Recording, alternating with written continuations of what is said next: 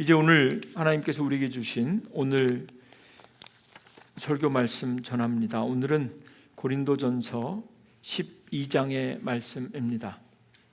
오늘 성경 본문 말씀은 23절부터 마지막 31절까지 봉독하였습니다. 오늘 설교 제목은 마지막 31절 고린도전서 12장에서 그 유명한 사랑장 고린도전서 13장으로 넘어가는 12장의 마지막 본문 너희는 더욱 큰 은사를 사모하라 31절 말씀에서 오늘 설교 제목을 인용하였습니다. 2025년 시작하면서 고린도전서를 한 장 한 장 매주 한 장 한 장 묵상하면서 설교를 준비하고 있는데요. 고린도전서를 통해서 우리가 늘 어떤 장을 읽든지 간에 고린도전서를 통해서 우리가 확인할 수 있는 것이 첫째는 고린도 교회와 성도들의 상황을 우리가 보게 되고요. 고린도 교회 성도들의 상황을 통해서 우리는 지금 현대교회에서 신앙생활을 하지만 초대교회 성도들이 구체적인 신앙생활과 영적인 상태 그리고 정말 오래전 교회에서 있었던 일인데 어쩌면 지금 우리들의 교회의 모습을 보는 것과 같고 또 오늘 본문 말씀에는 다양한 성령의 은사들이 나오는데 지금 우리 교회가 초대교회로부터 시작된 이 기독교의 전통, 이 교회의 모습이 올바른 모습인가를 매주 점검하게 되는 기회가 됩니다. 또 교회 공동체 안에서 사도 바울은 선교사였고 그리고 복음을 전하며 교회를 세웠던 사람이기 때문에 이건 그냥 잠깐 지나가듯 제가 드리는 말씀인데 예수님은 제자를 세우는 제자 훈련에는 아주 탁월한 분이셨다면 사도 바울은 교회를 세우고 때로는 우리가 이렇게밖에 할 수 없었나 싶을 만큼의 아주 디테일한 목회적인 교회 안에 실제로 은혜로 말씀으로 예수로 모인 사람들인데도 교회 안에 이런 문제가 있을 수 있을까 하는 게 일찍부터 초대교회부터 그런 것들이 있었고 그 문제를 사도 바울이 장장마다 어떻게 권면하고 있고 해결하고 있는지를 보게 됩니다. 초대교회 신앙 공동체 안에서 나타날 수 있는 내부적인 갈등의 요소들도 고린도전서를 통해서 보게 되고 이런 것들을 종합해 보면 결국 사도 바울의 신학적 그리고 사상적인 특징들, 교회론, 목회론, 기독론, 구원론, 성령론, 성경론 이런 모든 바울 신학의 주제들도 살펴볼 수가 있습니다. 마지막으로는 선교의 역사인데요. 성령님과 함께 시작된 교회의 역사와 함께 하나님의 복음이 어떻게 어디로 이렇게 정말 마가 다락방뿐만 아니라 지금 이 순간까지도 강한 바람처럼 불의 혀와 같이 이렇게 갈라지는 복음의 선교의 역사를 이 고린도 전서를 통해서 우리는 살펴볼 수가 있고 또 그 가운데 다양한 정치, 경제, 문화적인 충돌들과 도전들을 확인할 수가 있습니다. 오늘 제가 설교할 주 텍스트 고린도전서 12장은 이렇게 시작됩니다. 12장 1절 말씀 형제들아 오늘은 12장 1절부터 31절까지 있는 이 12장의 말씀을 딱 한 절 1절 말씀을 제가 간단하게 원문을 강해하고 그리고 이 전체 12장 말씀을 요약할 수 있는 사도 바울의 세 가지 말씀을 여러분들에게 소개하면서 사도 바울이 고린도 교회 성도들에게 하는 이 말씀을 통해서 오늘 하나님께서 우리에게 주시는 말씀을 저나 여러분이나 함께 듣고 또 오늘부터 우리가 믿음으로 한 주 시작해야 되잖아요. 우리가 말씀이 필요하잖아요. 믿음으로도 시작해야 되잖아요. 저와 함께 말씀 앞에서 우리가 사모하는 마음 가지고 시작했으면 좋겠어요. 1절 형제들아 사도 바울이 고린도 교회 성도들을 부르는 호칭입니다. brothers 형제들아 신령한 것에 대하여 나는 너희가 알지 못하기를 원하지 아니하노니 왜 이렇게 쓰는 건지 전 잘 모르겠어요. 형제들아 신령한 것에 대해서 나는 너희가 꼭 알았으면 좋겠다 이렇게 하면 될 것 같은데 여러분들도 한번 읽어보세요. 나는 너희가 알지 못하기를 원하지 아니하노니 도대체 이게 왜 이렇게 꼬는 걸까요? 간단하게 해석하면 형제들아, 사도 바울은 고린도 교회 성도들 가운데 그 교회 안에 지금 오늘도 어떤 문제가 있는데 그 문제를 해결하기 위해서 다른 건 몰라도 너희가 이건 꼭 알았으면 좋겠다, 이 이야기를 시작하면서 고린도전 12장이 시작되는데, 제가 오늘 이 1절 말씀에서 강해하고 싶은 단어는 신령한 것.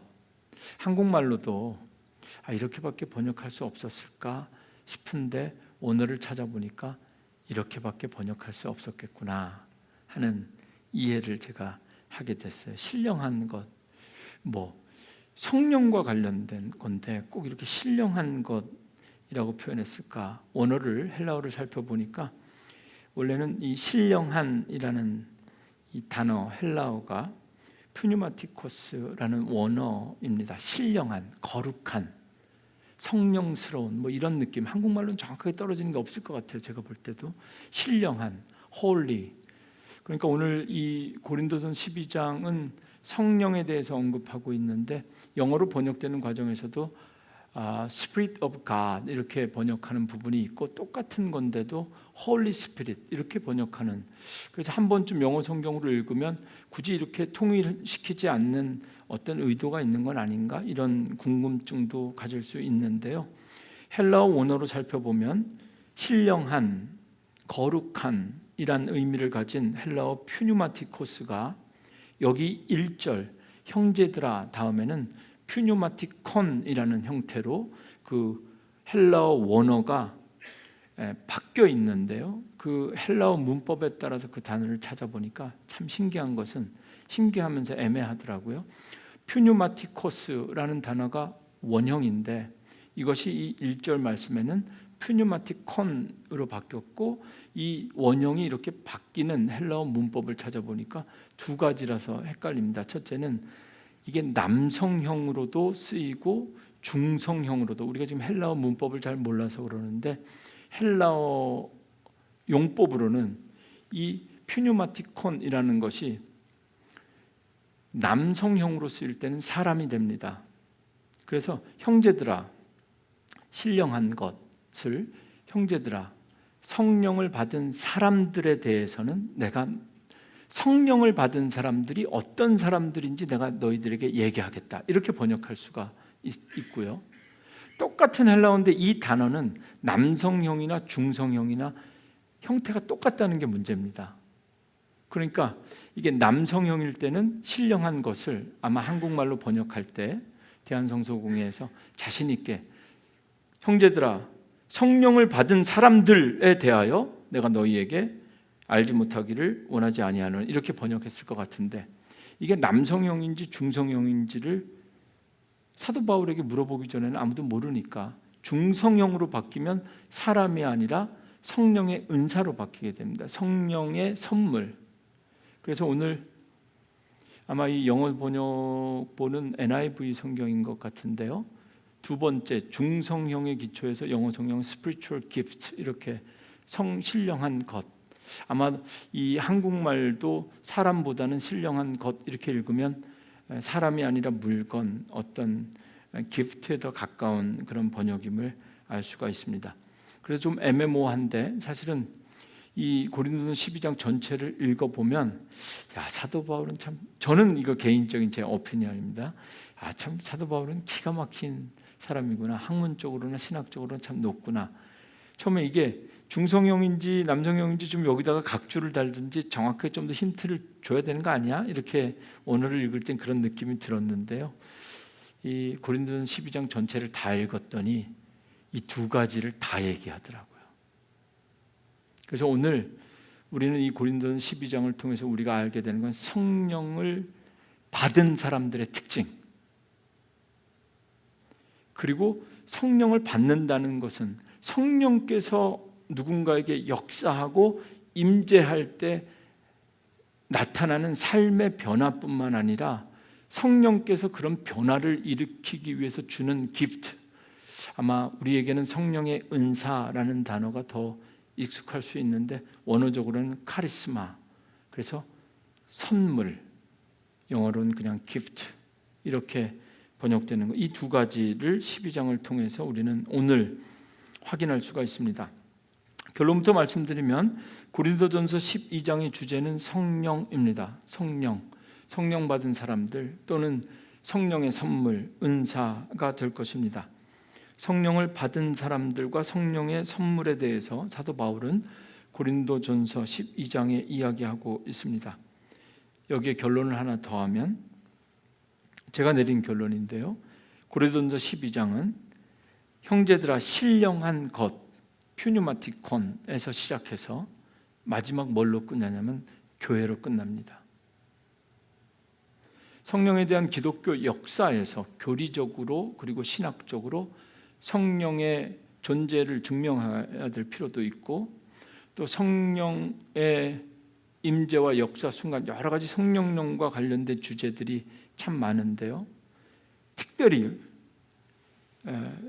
이 기독교 신학에서 신학적으로 성령론에 대해서 다루는 모든 다른 것이 아니라 오늘 이 고린도전서 12장은 사도 바울이 성령을 뭐로 설명하냐면 성령은 교회에 주시는 선물이다. 성령은 믿음으로 살아가는 사람들, 여러분들이 개인적인 신앙생활, 개인적인 영적인 삶, 개인적인 스피리추얼리티, 영성을 위해서 주시는 거기가 목적의 끝이 아니라 그것을 통해서 성령께서 오늘 여기 계신 누군가에게 만약에 임하시고 역사하신다면 그것은 그 사람을 위해서 주시는 것이 아니라 그 사람이 지금 다니고 있는 교회를 위해서 그 사람에게 주신 성령이 임한 것이고 성령의 기프트다. 이것이 오늘 고린도전 12장의 전체적인 내용이고 결론입니다. 사랑하는 성도 여러분, 오늘 우리는 성령께서 교회 가운데 행하시는 놀라운 역사와 성도들에게 주시는 은사, 카리스마들을 함께 나누게 될 것입니다. 고린도전 12장을 세 가지 말씀을 중심으로 요약하려고 합니다. 첫 번째는 3절 말씀입니다. 3절 말씀을 통해서 우리가 얻을 수 있는 가장 확실한 결론, 지금부터 오늘 주시는 말씀을 통해서 조금 두렵기는 한데요, 우리 교회가 성령이 함께 하시는가 한번 여러분들 판단해 보시죠. 그리고 여러분들 교회에, 여러분들 가정에, 여러분들 삶에 내가 지금 성령님과 함께하고 있는가를 점검해 볼 수 있는 기회도 될 것 같습니다. 성령님께서 함께하는, 성령 받은 사람들, 그리고 성령께서 무언가 기프트, 선물을 주면 어떤 일이 벌어지냐면 오늘 첫 번째 3절 말씀을 통해 성령은 예수를 주로 고백하게 합니다. 예수를 주로 고백하는 것. 우리가 기도할 때도 주 예수여, 짧은 말이지만 주 예수여, 예수 그리스도 우리 주, 짧은 문장이지만 여기는 예수를 주로 고백하는 게 있죠. 이 성령 하면 기본 이 스타팅 출발점 자체가 아주 신비로운 그 영역으로 자꾸 이렇게 우리가 몰아가는 성향이 있는데요, 간단하게 아무나 할 수 있는 것 같지만 예수님, 예수, 우리 주 예수 그리스도, 이거 아무나 된 거 아니라는 겁니다. 나는 성령을 뜨겁게 막 예전에 부흥의 산속에서 기도원에서 한번 굴러본 적이 있는데 나 성령 받았다, 이런 게 아니라 오늘 사도 바울은 기도할 때 여러분 지금까지 예수님을 주로 고백해 본 사람들, 한 번이라도 그렇게 해본 사람들은 다 성령 받은 사람들입니다. 아멘. 네. 이 이야기인데 3절 말씀, 그러므로 내가 너희에게 알리노니, 여기도 똑같은 문장이 부정적인 형태로 한 번, 긍정적인 형태로 한 번. 근데 정말 이게 부정적인지 긍정적인지 무한히 헷갈릴 수 있는 3절 말씀이에요. 그러므로 내가 너희에게 알리노니 하나님의 영으로 말하는 자는, 하나님의 영, Spirit of God, 하나님의 영으로 말하는 자는 누구든지 예수를 저주할 자라 하지 아니하고, 또 성령으로 아니하고는 누구든지 예수를 주시라 할 수 없느니라. 이 3절 말씀을 제가 묵상하면서 오늘 하나님께서 우리에게 주신 첫 번째 음성을 그렇게 요약한 겁니다. 성령이 역사하시면, 성령이 임하시면 누구든지 예수를 주로 고백할 수 있게 된다. 고린도 교회는 많은 성령의 은사가 나타난 교회입니다.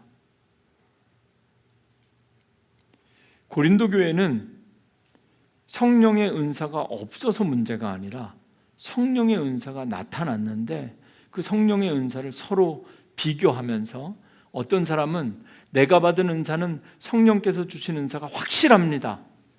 당신이 지금 받은 은사는 혼합된 영이거나 한번 점검해 봐야 될 것 같습니다. 이런 갈등이 이 교회에 있었고 이 문제를 사도 바울에게 리포트하면서 도대체 성령 받는다는 것, 성령이 나타나는 것은 어떤 성령이 온전한 하나님의 영으로 나타나는 현상이나 성령 받은 사람이라는 것을 어떻게 판단할 수 있는 기준이 무엇입니까? 라는 그런 문제 제기와 질문 앞에서 사도 바울은 지금 첫 번째로 성령 제대로 받은 사람은 예수를 주로 고백하는 거다. 이게 동문서답하는 것 같지만 고린도 교회 안에 방언하는 사람도 있었고 예언하는 사람도 있었고 실제로 치유의 능력을 가진 사람도 있었고 다양한 은사들이 있었는데 이 다양한 은사들의 출처가 성령으로부터 하나님의 영으로부터 온 것인지 이 시대마다 우리의 시대도 마찬가지죠. 고린도 교회 초대교회에도 귀신이 나타나는 역사들도 많고 이러니까 이게 정확하게 성령의 역사를 분간할 필요 또 성령의 은사들에 대한 올바른 판단 기준이 필요했기 때문에 사도 바울은 지금 맨 처음으로 성령이 임하시면 신령한 것이 나타나면 성령께서 선물을 주시면 가장 먼저 어떤 현상이 나타나느냐 예수를 주로 고백하게 된다는 겁니다. 성령으로 아니하고는 누구든지 예수를 주라 할 수 없느니라. 이 말씀이 오늘 우리들에게는 상당히 이 보편적이고 신앙적인 결단을 요하는 거잖아요. 예수를 주다.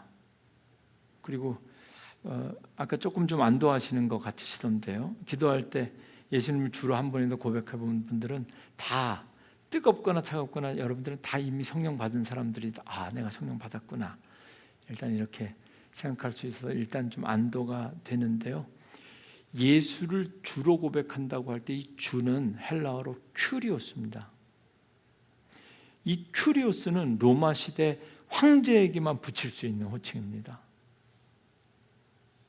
대통령을 각하라고 부를 때는 대통령에게만 부르는 거지 이 대통령 내가 인정하지 않는다고 내가 원하는 사람에게 각하 하면 이건 신앙 고백도 아니고 문제가 되는 거죠. 이 당시 고린도 교회 성도들이 예수를 하나님의 아들 정말 필요한 분, 거룩한 분, 훌륭한 분 이게 아니라 로마의 황제에게만 붙일 수 있는 큐리오스를 띄워다가 이거를 예수님에게 붙일 수 있는 이 고백은 우리들에게는 신앙적인 결단 정도를 요청하는 것이었다면 고린도 교회 성도들에게는 목숨 걸고 해야 되는 그런 결단이었단 말이죠. 그러니까 생각보다 우리가 지금 느끼는 것보다 이 편지를 읽었을 고린도 교회 교인들은 엄청나게 부담이 되었을 것이고 그리고 이건 엄청난 결단 조용한 곳에서 우리가 볼 때는 예수를 주로 고백하는 것 사실 의미적으로 오늘 우리가 적용하려면 저 성령이 임하시면 우리는 예수를 주로 고백하게 된다는 건 입술로만 고백하는 것이 중요한 것이 아니라 우리 삶으로 무엇을 하든지 먹든지 마시든지 정말 여러분들의 삶 속에 예수님이 주인입니까? 성령께서 임하시면 그게 나타난다는 거예요. 먹든지 마시든지 이게 주인이 누구이냐에 따라 단순히 입술로만 고백하는 것이 아니라 성령께서 임하시면 삶의 방식, 영적인 우선순위, 질서가 완전히 달라지는 것 성령이 임하면 그렇게 사람이 변하게 된다는 겁니다. 우리는 이걸 입술로 고백하는 건 아무나 할 수 있으니까 기도할 때 우리 주 예수님의 이름으로 기도합니다. 나는 성령 받은 사람이야. 이것보다 오늘 우리들에게 이 말씀을 적용하는 건 입술의 고백이 아니라 삶의 실천, 겸손과 절제가 더 중요해 보이는데 거꾸로 고린도 교회 성도들에겐 오히려 입술로 고백하는 게 더 위험한 겁니다. 지금 그냥 예수를 고백하지 않고 예수님처럼 겸손하게 절제하면서 사는 건 저 사람 왜 저러지? 그냥 열심히 겸손하게 은사가 나타나면 사는 건 누구나 할 수 있는데 고린도 교회 성도들은 지금 만나는 사람마다 이 예수님이 큐리오스야. 로마의 황제가 아니라 나에게 큐리오스는 이분이야. 입술로 고백하는 것이 정말 중요했던 겁니다. 여러분들의 삶은, 그리고 우리의 삶은, 그리고 우리 교회와 가정은 어떠한가?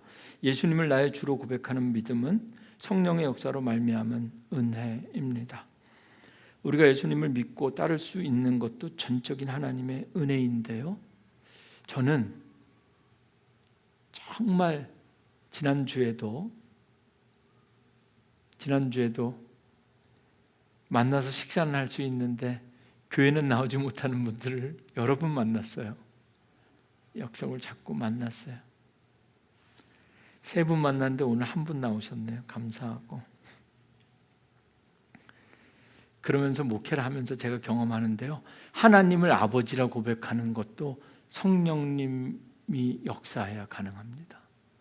예수님을 주로 고백하는 것도 마찬가지입니다. 이 말씀 묵상하면서 마태복음 16장 16절 베드로의 모습을 떠올리게 되는데요, 사도 바울은 주는 그리스도시요, 여기도 큐리오스입니다. 큐리오스, 주는 그리스도시요 살아계신 하나님의 아들입니다. 사도 바울의 신앙 고백인데, 여러분, 바울은 성령 받았습니까? 이 고백을 통해서 우리는 사도 바울이 성령 받은 사람임을 확인할 수가 있습니다. 우리도 성령 받았는지 확인하는 방법은 똑같습니다. 아마 저는 그렇게 믿고 싶은데요, 성령 충만까지는 우리가 고백할 수 없어도, 난 지금 성령 충만한 사람입니다. 목사님, 저는 오늘 성령 충만했습니다. 아예 성전에 나오기 전부터. 이렇게 자신 있게 고백할 수 있으면 참 하나님 정말 좋겠습니다. 그러나 그것까지는 아니어도 나는 여전히 부족하지만 성령 받은 사람입니다 라는 고백은 우리 모두에게 필요한 고백입니다. 아멘. 안타까운 것은 성령을 받았으면서도 성령 받은 줄 모르는 것, 이것도 참 안타까운 거죠. 거꾸로 성령이 떠난 후에도 성령이 떠난 줄 모르는 사람도 있습니다. 다윗과 같은 기름 부음 받았는데 우리아의 아내를 범하는 거 보면 성령이 떠났기 때문에 그런 일이 가능한 거거든요. 그래도 모르는 거죠. 성령이 들어올 때나 나갈 때나 뭔가 큰 영적으로 민감하지 않으면 우리가 잘 깨닫지 못합니다. 나의 입술과 삶이 예수님을 주로 고백하고 있는가? 오늘 이 말씀을 첫 번째, 성령 받은 사람들의 특징, 성령이 임하시면 땅 끝까지 그건 나중에 이야기하고, 오늘 성령이 임하시면 여러분, 우리가 우리의 입술로 예수님을 큐리오스, 주로 고백하게 된다는 겁니다. 고백하십시오. 예수님이 주님. 여러분들 가정에 성령이 임하려면 가족들이 예수를 주로 고백하죠. 우리 교회가 성령님이 임한, 성령 받은 교회이면 우리 교회 주인은 큐리오스, 주님이 되시는 거예요. 먼저 입술로 고백하고, 그리고 삶으로 겸손과 절제로 십자가 붙들고, 주여, 성령 없이는 못 삽니다. 성령 한번 받은 사람들의 특징이거든요. 십자가 단단히 붙잡고, 여러분 오늘부터 십자가 단단히 붙잡고 성령님과 함께 동행하면서 이미 내가 성령 받은 사람이라는 것 확신하셔야 됩니다. 네. 이 확신이 없는 분들은 오늘 예배 끝나면 기도받고 가셔요. 내가 이번 오늘부터 시작하는 한 주 내가 성령 받은 사람이라는 것 확신 가지고 살기를 원합니다. 기도하고 가셔야 됩니다. 예수를 주로 고백하는 것은 성령 받은 자의 확실한 증거이고 성령의 은사 중에 하나다. 오늘 하나님께서 사도 바울을 통해서 우리에게 주신 첫 번째 음성이고요. 두 번째는 27절 말씀을 통해서 두 번째 음성 소개합니다. 너희는 그리스도의 몸이요 지체의 각 부분이라. 성령께서 성령 받은 사람들을 어떻게 변화시키시고 그리고 어떻게 움직이시냐면 성령은 우리를 그리스도의 몸, body of Christ, 그리스도의 몸 그리고 지체, a part, 한 부분이 되게 한다. 지금 사도 바울은 이렇게 이야기하고 있습니다. 은사는 달라도 성령은 하나이고 한 성령이 그의 뜻대로 각 사람에게 나누어 주시는 것. 은사 때문에 싸우는 고린도 교회 성도들에게 사도 바울은 이렇게 말하는 것 같아요. 이것도 제가 좀 감성을 가지고 이 본문을 일주일 동안 묵상하면서 사도 바울은 이런 마음인 것 같아요. 아마 사도 바울이 목회했던 교회 성도들이니까 요즘같이 카톡 보낼 수 있으면 막 보냈을 거예요. 사도요, 아니 우리 교회 누구누구 집사 누구누구 권사 누구누구는 저 사람은 찬양도 잘하고 저런 은사를 주셨고 나는 뭐 은사 뭐 이런 은사밖에 없고 도대체 성령께서는 왜 저 사람에게는 저렇게 멋지고 그럴듯한 은사를 주시고 나에게는 이게 내게 주신 은사가 맞습니까? 맞다면 왜 나한테 이렇게 주는 거고 누구에게 불공평한 아닌 뭐 이런 것들, 이 기준과 함께 성령의 은사에 대한 정말 자연스러운 질문들, 궁금한 것들이 많았을 거란 말이죠. 사도 바울은 이 고린도서 12장 읽으면 사도 바울은 거기에 대해서는 아주 냉정하게 선을 닦았습니다. 난 모른다. 내가 줬냐? 난 모른다. 성령께서 하시는 거다. 그래서 오늘 이 고린도서 12장 읽으면 여러 가지 은사들이나 그런 은사는 경험적으로 교회에서 발견되어지는 건데 다 하나님께서 주시는 거고 하나님께서 주실 때 너희들이 보기에는 더 귀한 은사를 누구에게만 준 것 같고 왜 저 사람에겐 저걸 주느냐 아무도 그거 컴플레인 할 수 없고 은사의 종류도 마찬가지고 은사의 양도 마찬가지고 다 그건 하나님께서 하시는 일이다. 분명한 건 누구든지 교회 안에 들어와 있다면 여기 교회 안에 들어와 있다면 이게 성령 때문에 우리가 지금 여기 들어와 있는 겁니다. 성령께서 여러분들을 인도하셔서 교회의 한 지체 파트가 되게 하시고 그리스도의 이 머리가 교회의 머리가 그리스도이시기 때문에 우리 교회의 몸이 여러분들 지금 몸이 되어서 여기 지금 올 수 있는 건 잘하거나 못하거나 중요하거나 목사이거나 뭐거나 여기 보면 뭐 사도 모두가 다 사도이겠느냐? 모두가 다 목사이겠느냐? 선지자 모두가 다 선교사이겠느냐? 교사이겠느냐? 모두가 다 교사만 하겠느냐? 그거 다 너희들끼리 은사 때문에 지금 싸우면 난 잘 모른다. 성령께서 하시는 건데 분명한 것은 교회의 구성원, 공동체의 일원이 된 모든 사람들은 성령을 받은 지체다.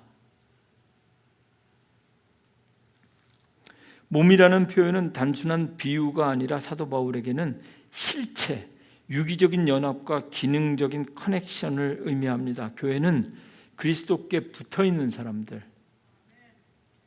그렇지만 절대로 머리가 되려고 하기보다는 몸이 되려고 하는 사람들. 그분의 뜻대로. 그래서 먼저 그리스도를 큐리오스로 고백하는 게 중요합니다. 머리라는 고백입니다.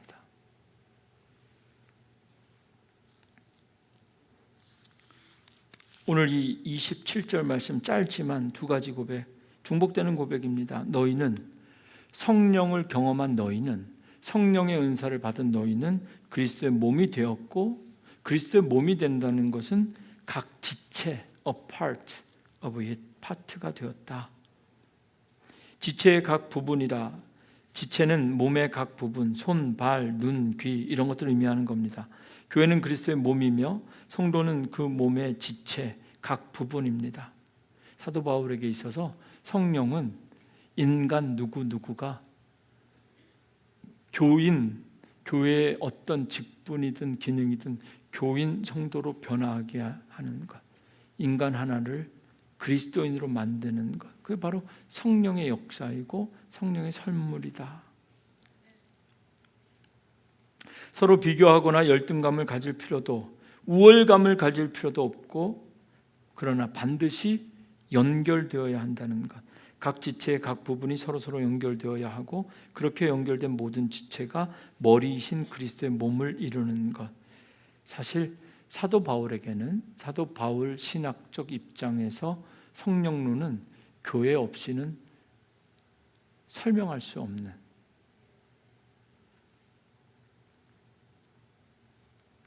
나는 그리스도의 몸 안에서 어떤 지체로서의 역할을 감당하는가. 첫 번째 음성이 내가 지금 삶으로 입술로 예수를 주로 고백하고 있는가를 통해서 성령님과 동행하는 우리의 삶을 점검할 수 있다면, 이 두 번째 27절 너희는 그리스도의 몸이요 각 지체니라를 통해서 여러분들이 지금 성령 받았는지, 성령의 은사가 있는지, 성령님과 동행하는 건지 간단하게, 내가 지금 교회를 위해서, 지금 내가 교회를 위해서 뭘 하고 있는가 딱 보면 결정난다는 겁니다. 지금 뭐 하고 있습니까?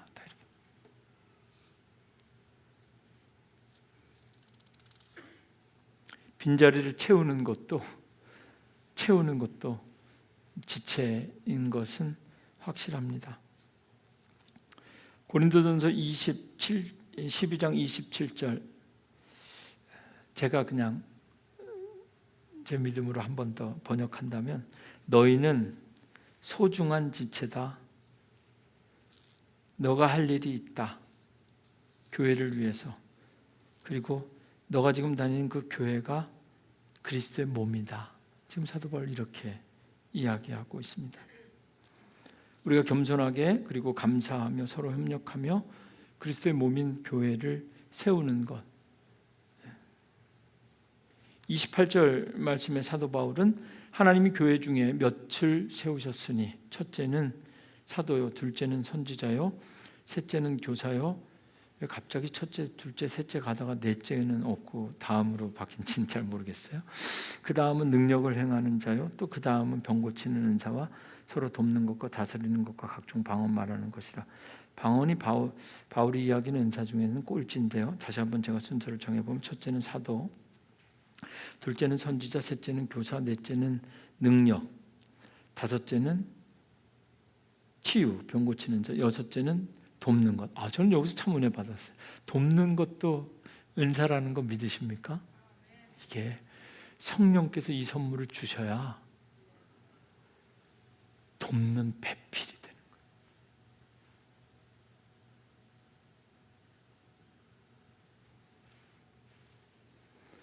다스리는 것, administration, 행정적인 것, 이것도 통치도 성령의 은사, 각종 방언 말하는 것. 어떤 분은 28절도 이렇게 해석하는 학자나 목사님들이 있습니다. 여러 가지 은사 때문에 지금 이렇게 논쟁이 있는 교회를 향해서 사도 바울은 지금 은사의 영적 질서를 이렇게 정하고 있다. 첫째는 사도는 목사죠. 선지자는 선지자, 교사, 능력, 병 고치는 이런 거 쫙 정해서, 성령의 은사는 세상에서 직장을 구하는 능력이 아니라, 성령의 은사는 학교에서 학점을 높이는 능력이 아니라, 사도 바울이 지금 말하는 것, 성령의 은사는 교회에서 교회를 건강하게 세우는 하나님의 동역자들에게 주시는 선물이다. 이렇게 말하고 있습니다.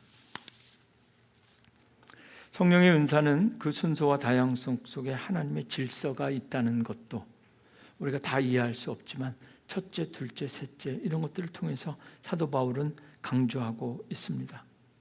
서로 돕는 것도 은사입니다.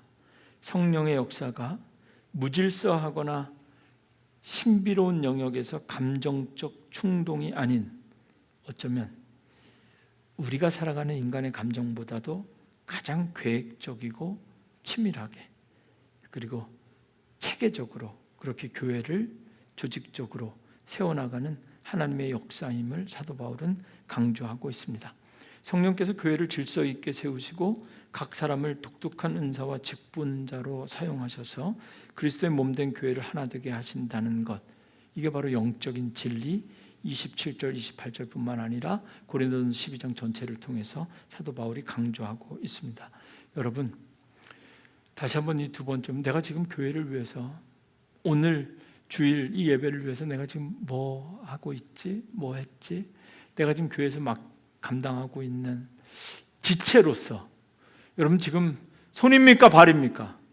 냄새를 맡고 있습니까? 아니면 뭘 하고 있습니까? 뭐든 그것이 여러분들이 주신 은사임을 발견하고 고백하게 될 때 우리는 성령 받은 사람들, 성령님과 함께하는 사람들, 그렇게 성령 받아서 그리스도의 몸된 교회의 지체가 되는 사람들, 이렇게 고백하는 겁니다. 이제 마지막으로 아주 짧지만 간단한 마지막 말씀 31절 말씀을 통해서 세 번째, 너희는 더욱 큰 은사를 사모하라. 내가 또한 가장 좋은 길을 너희에게 보이리라. 여러분, 성령은 미래의 소망이고 약속입니다. 성령은 늘 미래적이에요. 아예 예수님께서 이 성령을 약속하실 때부터 내가 떠나면 너희에게 성령을 주겠다. 성령 오시는 것 자체가 미래의 소망이고 약속입니다. 이 성령께서 사도 바울을 통해서 고린도 교회뿐만 아니라 오늘 우리들에게 너희는 더욱 큰 은사를 사모하라. 오해하시면 안 됩니다. 아까 말씀드린 것처럼 은사는 어차피 주님께서 주는 건데 구하라 그러면 주실 것이요. 이것저것 가운데 나는 선지자, 나는 병 고치는 은사, 내게 주신 은사를 만족하지 못하고 더욱더 큰 은사를 사모하라. 나도 목사가 되어야 되겠다. 제가 청년대학부 담당할 때 청년들 데리고 선교 갔다 올 때마다 늘 고민하고 늘 걱정하고 염려하고 신음하는 게 그거였어요. 요즘 어떤지 모르겠는데 옛날엔 단기 선교 갔다 오면 다 선교사가 되겠다, 목사 되겠다고 하고 그거를 제가 절제시키냐고 너무 힘들었던 것 같아요. 그래서 정말 학교를 아주 한국의 유명한 대학을 갑자기 그만두고 신학교 가겠다고 원서 써달라고 하고 말이죠. 그 다음 날은 부모들 찾아와가지고 너 때문에 우리 딸이 이렇게 됐다고 그러고 성령의 은사 앞에서 우리는 정말 겸손하고 절제할 줄 알고 이게 정말 하나님의 부르심인가를 늘 점검해야 되는데, 오늘 사도 바울은 너희는 더욱더 큰 은사를 사모하라, 이것은 정말 겸손과 절제를 위해서 우리에게 주시는 겁니다. 이 31절 말씀은, 이 말씀도 지난주와 마찬가지로 오히려 편집이 다음 주에 우리가 설교하게 될 고린도전서 13장으로 넘어가는 13장에 해당되는 구절인데요. 결론부터 말씀드리면 다음 주 본문이지만 더욱 우리가 사모해야 될 은사는 여러분 고린도전서 13장, 사랑은 언제나 오래 참고 온유하고 블라블라블라, 그겁니다.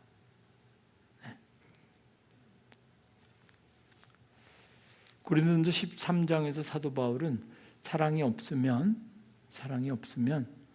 천사의 말을 하고 설교를 아무리 잘해도 사랑이 없으면 울리는 꽹과리, 그냥 꽝이라는 이야기입니다. 찬양을 아무리 잘해도 성가대가 죄송합니다 용서하고, 마라나타도 마찬가지고 할렐루야도 마찬가지고, 아무리 찬양을 잘해도 사랑이 없으면, 하나님 사랑하고 교회를 사랑하는 마음이 없으면 울리는 꽹과리나 마찬가지다, 이런 이야기를 하고 있습니다. 더욱더 큰 은사를 사모하라. 내가 또한 가장 좋은 길을 너희에게 보이리라.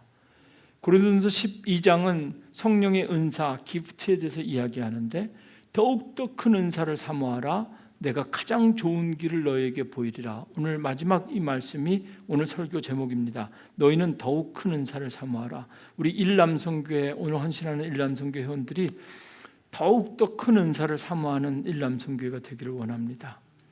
더욱더 큰 은사를 사모할 때 주시는 그 은사는 사도이건 선지자이건 가르치는 자이건 병을 고쳐서 지금 당장 죽은 자가 살아나든 아무 소용없다는 겁니다. 뭐가 없으면? 사랑이 없으면.